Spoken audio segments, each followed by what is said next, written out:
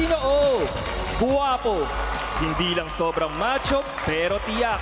Tutunawin niya ang puso mo. Heto na si Robbie Domingo!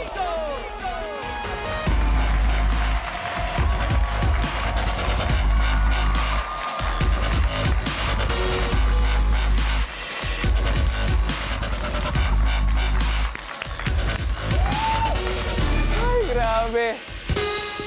Sa mga katropa, abay, ano na kami, dahil lahat kami dito nagbibinata. Lalong-lalo na yung director namin. But what is up, mga katropa? Woo! Okay ka lang, direct? All goods. Lalong-lalo na all goods tayo because welcome sa pinakabagong game show kung saan ang kailangan nyo lang gawin ay mag-watch with galing para pindot pa inalo ka dito sa Watch Away!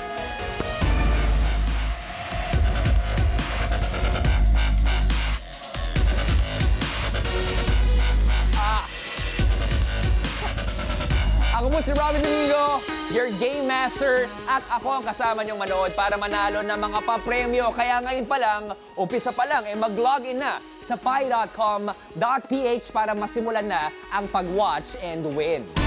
Ngayong gabi, hindi lang kayo ang manunood dahil may makasama ulit tayong guest watcher na tutulong sa ating lahat na manalo ng papremyo. Kaya naman, kilalanin natin siya. Mga katropay, itong makasama natin ay idol na idol ko. Isang actor, comedian, host, at ngayon ay vlogger, writer at director na rin. Please welcome the Universal Sweet, John Sweet Lapus! Woohoo! Oh, ha? Oh!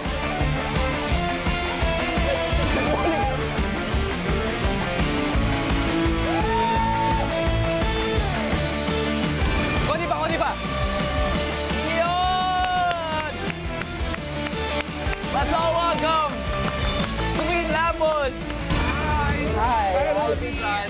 Hello, mga kapay! Hello, mga Katropay! Katropay! Ayan! Ayan. Hello sa inyo! Parang yung VO kanina, para sa introduction ko, mas akmang-akma sa inyo ngayon. Bakit? Macho-macho Ibang-iba yung damitan natin. Pero bago ang lahat kami nagpapasalamat. You said yes sa Watch a Win. Oo naman, you're welcome. Sabi mo, paborito mo ako, paborito din kita. Napaka-husay mo. You're a very good host. Talagang hindi ako mag-guest sa itong bagong show mo na ito. Hanep. Matagal pa birthday ko, Sir John, Okay, pero matanong lang kita, Direct John. As a director, ano ba yung mga elements na napapansin mo yun? Plot ba sa isang pelikula or teleserye, no? Yung suot ba nila? Visual akong tao, kaya feeling ko, ayokong mayabang. Okay. Pero feeling ko mamani-maniin ko lang itong show. Wow! Bold statement, Visual akong tao, aminado ako, so,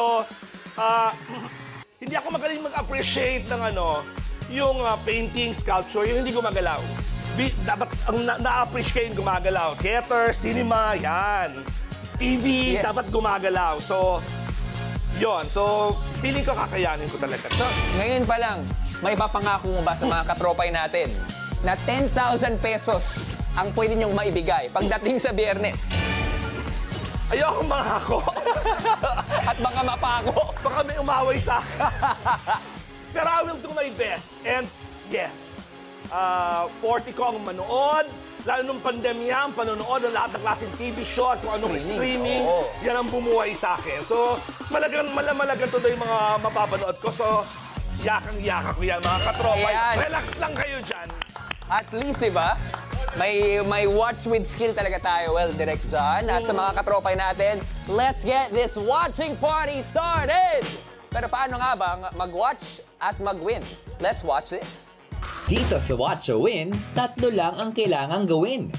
Watch, pindot, and win. Watch, tumutok at manood ng maigi sa ipapalabas na video or watchable. Pindot, sagutin ang question kada round na susubok sa watching skills. Ikasa ang sagot bago matapos ang 90 seconds. And win, kung tama ang sagot, pwedeng manalo ng premyo agad-agad. Bukod sa daily prizes, linggo-linggo, may nag-aabang ng weekly jackpot prize. Sa bawat tamang sagot ng watcher, madadagdagan ang laman ng jackpot na pwedeng umabot hanggang 10,000 pesos. At maaaring ikaw ang katropay na mananalo nito. Paano? Araw-araw, may lalabas na pie Easter egg sa Watchable na mapapanood. I-spot kung nasaan ang Easter egg bawat araw.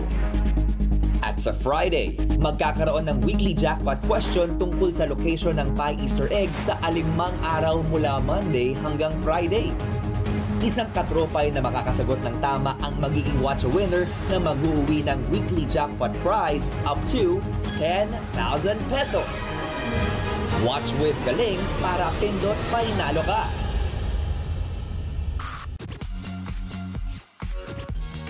Ito ang pinakamahal na itlog na alam ko sa buong buhay ko.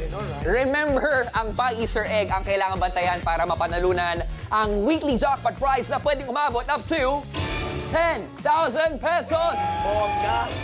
At isang lucky katropay lang ang mananalo niyan, walang kahati. Di ba, Direk, gusto mo yung gumagalaw? O, ayan, tingnan mo. In fairness, ha? Nako. Iba yung ngiti mo nung gumagalaw yung egg, ha? Tapoy, galingan nyo mga katropay, ha? Kasi ako magaling ako maghanap ng itlog. Sobrang galing ko. Well, you have 5 days para makita itong pie Easter egg ito. Pero, syempre, bago umabot sa jackpot round, umpisa na natin ang watching and winning. Kaya naman, Direk John, please take your seat. Let's go! Napaka-gentleman mo talaga, Ron.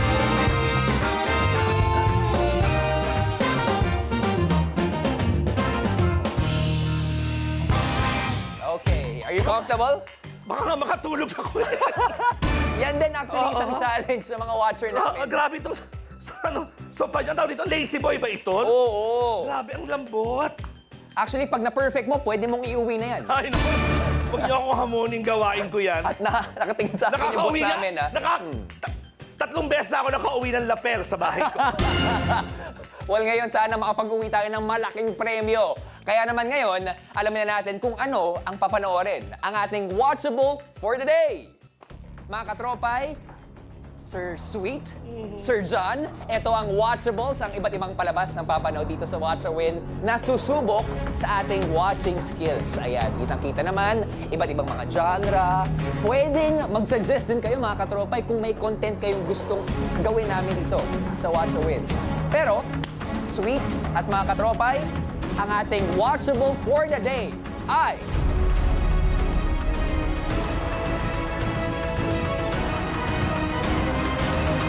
mali-maling picks! Okay, sa watchable na ito, may nag-iisang typographical error o maling spelling sa sangkatutak na text na makikita sa screen. Ang challenge, madali lang. Hanapin ang salitang may mali. Direk John, kanina sabi niyo, nagsimula kayo as a staff, tapos naging writer. Sa tingin niyo ba, since hahanapin niyo yung mga salitang mali, paano kaya ang diskarte niyo para sa ating mali-maling picks? Yamado rin ako dito kasi ang favorite kong laro sa aking cellphone ay Scrabble. Ah! Yeah, so mahilig ako sa mga word games. So sinabi niyo, ha? Mula umpisa pa lang, ang taas na expectation namin sa inyo, ha? Direk John, naniniwala kami makukuha niyo ang lahat ng mga tamang sagot sa aming itatanong. Kaya naman, sana, galingan nyo na lubusan. Dahil pag tama ang sagot mo sa round na ito, makapaglalagay ka sa ating weekly jackpot prize ng 300 pesos! Umpisa pa lang yan. At para naman sa inyo mga katropay, sa round na ito, 10 sa inyo ang mananalo ng 300 pesos! Direk John, are you ready?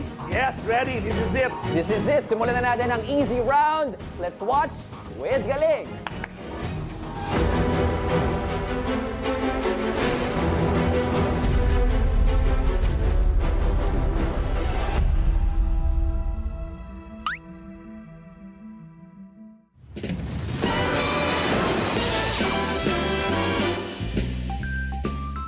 Tanging ang pinakamatapang lang ang pwedeng sumabak. Ang pinakamatibay lang ang tatagal. Ang pinakamalakas lang ang mananalo. Ito ang Mali-Malimpics. Para Para sa unang tanong, ang category ay pagkain. Ulala. Kaya ito na ang tanong. Anong tea na pagkain ang tinatawag sa Ingles na salted dried fish? Go! Oh, lazy. Masarap yan. Talaga? Pinoy na Pinoy. Aha. Turon. Akla, paano naging turon ang salted dried fish? Sige nga. Turon is wrong. Isda nga, di ba? Isda. Go! Tilapia. Yung naisip. Clue. Minsan, pinapartner ito sa champurrado. Go! O, lazy. Chocolate. Chocolate ang English niyan, te. Hindi salted dried fish. Na ano ka? Anong nangyayari sa labada pagkatapos isampay na Alam ko yan. Ano? Tupi. Ang tupi ang English sa tupi. Food. Clue. Kapag hindi ka basa, ano ka? Nagsisimula sa letter T. Go! O, lazy. Tigang. Anong tigang? Mali, ang tamang sagot ay tuyo. Hala, kumakain ba kayo ng tuyo, Day? Tapos na ang first round natin, mga kaibigan. Kaya naman ang scores ng ating mga players ay walang nakapuntos. Parang ako talaga masistress dito. I need massage. May makakasagot kaya sa round 2 natin, mga kaibigan. Kaya naman, tingnan natin sa pagbabalik ng Malimpics. Stress.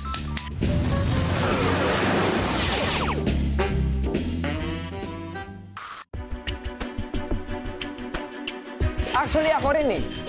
Na-stress ako eh. Kasi maraming tumawa dito, dun sa isang salita, hindi ko siya na-gets.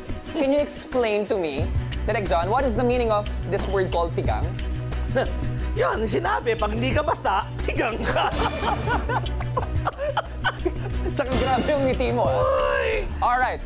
Balikan natin ang ating mga nakita kanina sa eksena, no? Again, ang mechanics ng washable ay hanapin ang salitang may mali, sweet. Nagawa mo ba to? Parang may nakita ako mga maling spelling.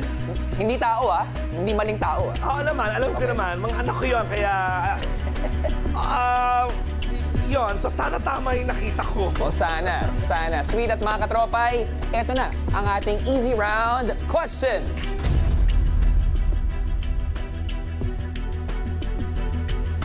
Anong salita ang mali? A. Ingles, B. Champorado, or C.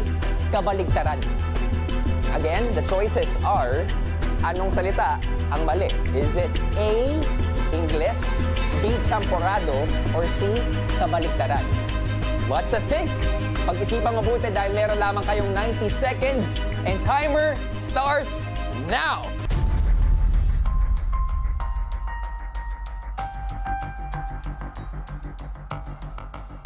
Ano nga ba ang mali? Mga katropay, pindutin nyo na ang inyong devices para makasagot. Pero bago natin malaman o alamin ang kasagutan ni Direk Sweet, dahil Sweet ang pangalan nyo, may ba sa mga sweet food or dessert? Iniiwas-iwasan ko. Kaya how ironic ng nickname ko is Sweet, tas hindi ako masyadong mahilig sa... Ever since. Oh, mataas blood sugar ko eh. So, afraid. At kung magkakaroon ka ng favorite na sweet na Filipino food, ano yun? Naku, mahilig ako sa ano, yung mga kakanin. Mahilig ako sa ganun. Sa Bulacan, kung saan ako, masarap yan. Correct. Biko, Oo. puto, ano pa? Sobra. At Mga saka yung blanca. yung kanin, tapos may liya sa ibabaw, anong tawag doon? Biko, Masarap yan. yan, masarap talaga yan. Pero mas masarap kung nakuha mo ang tamang sagot. Kaya Sana. naman, Sweet, ikasa mo na ang sagot mo.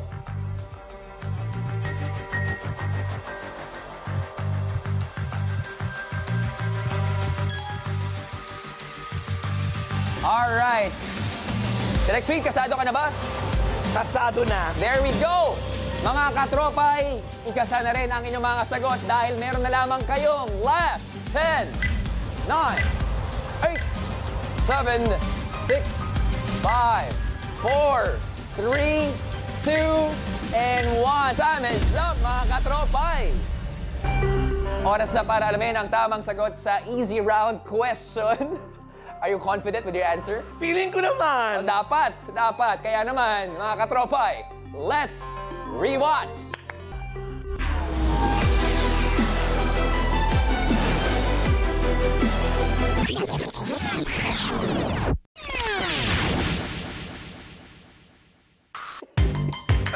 At kinakita, ang correct answer ay letter A, English. Dahil nakalagay dito ay English. Okay. Kaya na pa sinasabi ni Direk John na sobrang confident siya as a copywriter at mapanuri talaga siya sa lahat ng mga watchables natin. Pero makapaglagay kaya siya ng pera sa ating weekly jackpot prize? Alamin natin yan sa pagbabalik ng Watcha Win!